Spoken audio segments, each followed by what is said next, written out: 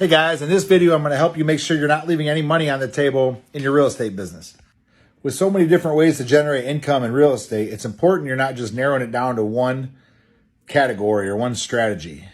Especially in an ever-changing market like now, you want to look at yourself more like a transactional engineer than just a one-trick pony. There's so many different ways to help people in the real estate space, one of them being a realtor. Helping people buy and sell real estate traditionally. Another exit strategy, which has become amazingly popular, is wholesaling, assigning contracts, basically selling pieces of paper. And then there's flipping houses, renovating them and selling them on the retail market. Buying rental properties and keeping them for the cash flow. This is how you get to generational wealth. And last but not least, as far as my experience level goes, is coaching other investors on how to build a real estate business.